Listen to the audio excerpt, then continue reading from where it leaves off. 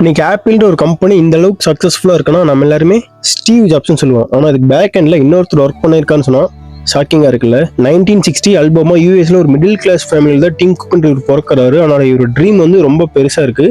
சின்ன வயசுலேருந்து இவர் டெக் மேலே ரொம்ப இன்ட்ரெஸ்டிங்காக இருக்கனால இன்ஜினியரிங் வீட்டில் ஜாயின் பண்ணி வருவாங்க. இன்ஜினியரிங் முடிச்சு அதை தொடர்ந்து டியூக் யூனிவர்சிட்டியில் எம்பிஏ பண்ணி முடிக்கிறாரு. ஐபிஎம்ன்ற ஒரு கம்பெனியில் மோர் தென் 12 இயர்ஸாக ஒர்க் பண்ணிட்டு இருக்காரு. அப்போதான் இவரோட ட்ரீம் கம்பெனி ஆப்பிள் இவருக்கு ஒரு ஜாப் ஆஃபர் கிடைக்குது. யோசிக்காம ஓகே சொல்லி ரொம்ப சந்தோஷமா அந்த ஜாபுக்கு போறாரு. பட் அன்ஃபார்ச்சுனேட்லி அந்த கம்பெனி ரொம்ப லாஸ்ல இருக்கு. எல்லாருமே வந்து ஆப்பிளே க்ளோஸ் பண்ண போறாங்க திங்க் பண்ணும்போது டிம் குக் இவரோட கியூரியாசிட்டினாலேயும் இவரோட கிரியேட்டிவ் திங்கிங்னாலேயும் நியூ இன்வென்ஷன் கண்டுபிடிச்சி ஆப்பிளை லாஸ்ட்லேருந்து மீட்டுக்கு கொண்டு வந்து ஆப்பிளுக்கு ஒரு பெரிய பில்லராக நிற்கிறாரு. 2011 ஆப்பிளோட சிஇஓ டிம் குக் வராரு. அதை தொடர்ந்து எல்லாருமே இவர் மேலே ஒரு டவுட் இருக்குது, இவர் சக்ஸஸ்ஃபுல்லாக ஆப்பிளை கொண்டு போவாரான்ட்டு.